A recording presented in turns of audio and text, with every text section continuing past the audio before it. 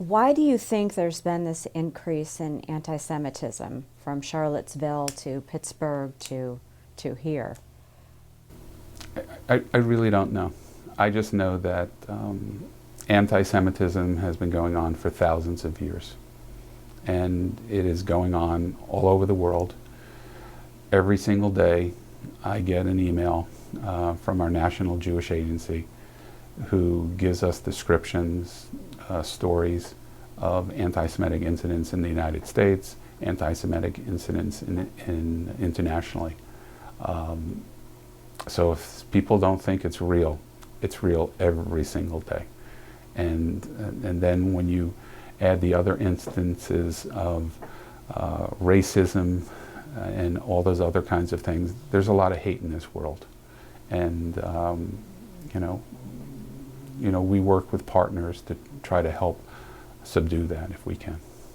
I know 2 years ago, when there was the shooting at the Tree of Life Synagogue in Pittsburgh,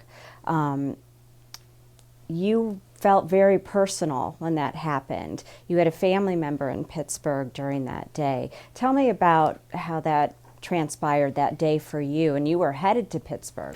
Yes, my daughter Rachel, at the time, was the director of women's philanthropy for the Pittsburgh Jewish Federation. And we were going there that day for the weekend just to spend time with her and my future son-in-law, Scott. And so I was watching the news in the morning and heard about the shooting. I called her. She wasn't there. And so, we decided that we were going to go.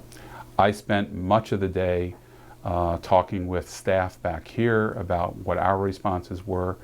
Bonnie Birdman, our community relations director, was in contact with local news media, and in fact, they were sending a crew, I think it was WKBN was sending a crew to Pittsburgh and asked if we had somebody to interview. I was there. So they were able to interview me at the apartment complex where my daughter lived. So my daughter, it was difficult for her. She was getting married about 4 or 5 months later, and she had a couple of showers, and it was tough. How could I be celebrating when 11 people lost their lives and other people were injured? She was involved in helping planning the Shiva meals, which are the meals for the family after the funerals. She even brought a check to one of the survivors at the hospital from all the money that was donated a few days later. And the woman she gave the check to, her mother was killed, 99 years old. So it was difficult. And in fact, our president, Rick Marlin and Ronna Marlin, she grew up next door to the woman that my daughter gave the check to, as well as obviously her mother, who was 99 years old. So it really hit our community hard, but I also think it demonstrated what we do.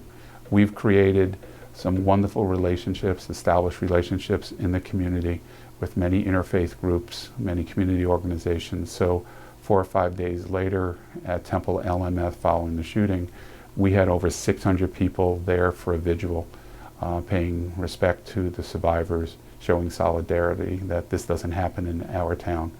And that maybe 250 people were Jewish, 350 or more were not Jewish. So I think that says a lot about the work of the Federation, the work of our Community Relations Council, and of course Bonnie Birdman.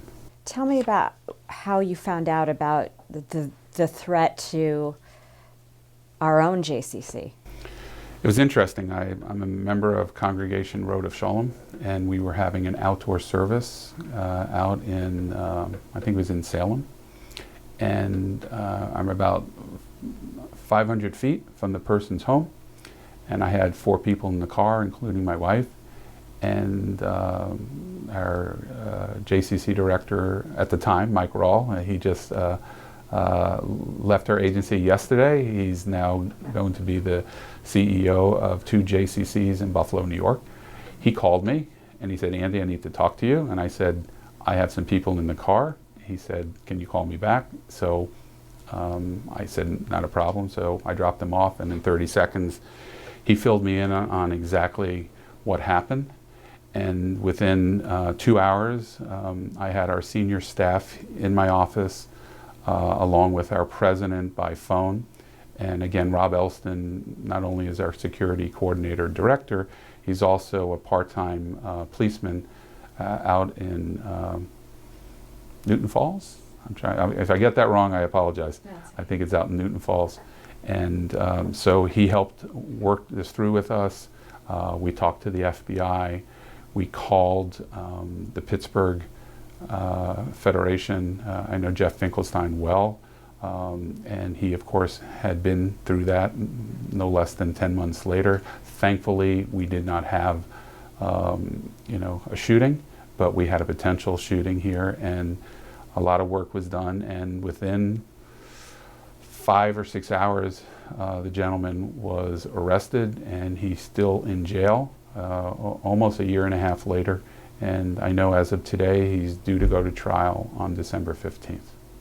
And it was a threat over the internet? It was a threat over the internet, something on Instagram. There was a video about him wanting to, shoot up the Jewish Community Center of Youngstown. He was also at Charlottesville. A few years prior, he was interviewed by Katie Quirk, so he was known, but we had no idea, and it was something that made us. Some of us didn't even know we had an Instagram page, and having an Instagram page and not checking it. This was logged in on our Instagram page like a month before. And it was found out. I don't want to go into any specifics how we found out about it, but so we now are, have updated our protocols, and we have wonderful contacts with the FBI, and not only Rob Elston but Bonnie through the Community Relations Council as well too. What did that mean to you to see that outpouring? To this day, it's hard to talk about.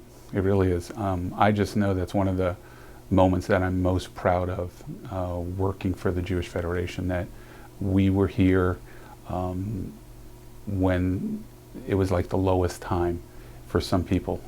This is the biggest tragedy in the history of the United States for the Jewish community, and it was only 70 miles away. It could have been in Youngstown, Ohio, and it's scary. Was there an immediate beefing up of security here? Yeah, we did have a few more policemen, but our volunteers and our staff and our leadership, in February of 2017, we hired Rob Elston. He is our security coordinator, security director, because we felt the need that there were more and more anti-Semitic incidences happening in the community. So we hired him, and he coordinates the security guards that are here on campus, and we have 24-hour security between the JCC, our nursing home, and our assisted living. 24 hours a day, there's at least one person here. There have been some positive things in terms of what's been happening for Jewish and Arab relations.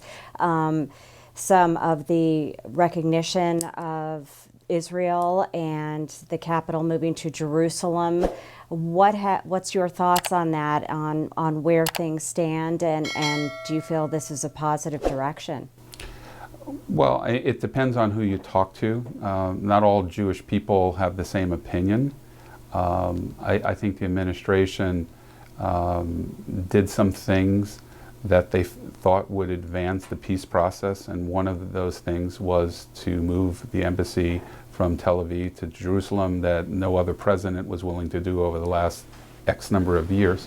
Hopefully that will lead the Palestinians to want to come to the table and negotiate with Israel. And so if moving the embassy makes that happen quicker, that'll be great.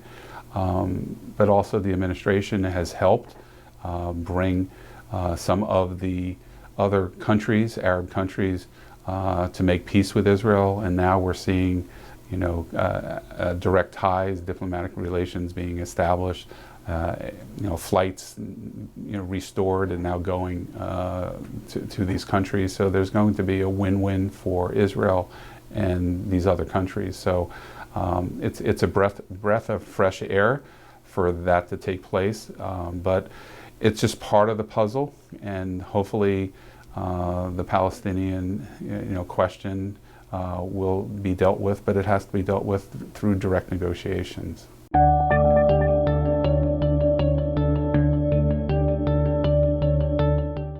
Thanks for watching the video. Be sure to like, subscribe, and hit that little bell for notifications. And also make sure to connect with us on Twitter, Facebook, and LinkedIn. For all of your business news, visit businessjournaldaily.com. For all of your arts and entertainment news, go to afterhoursyoungstown.com. Built for the 21st century American workforce, Eastern Gateway Community College has 2 campuses and is a national leader in online learning. EGCC.edu is a digital gateway where 30,000 students are quickly transforming their financial futures through degrees, certificates, transferable credits, and higher-paying jobs. And now, residents of the Mahoning Valley can enroll in summer classes for free. It's the EGCC Summer Guarantee. Eastern Gateway. America's new workforce starts here.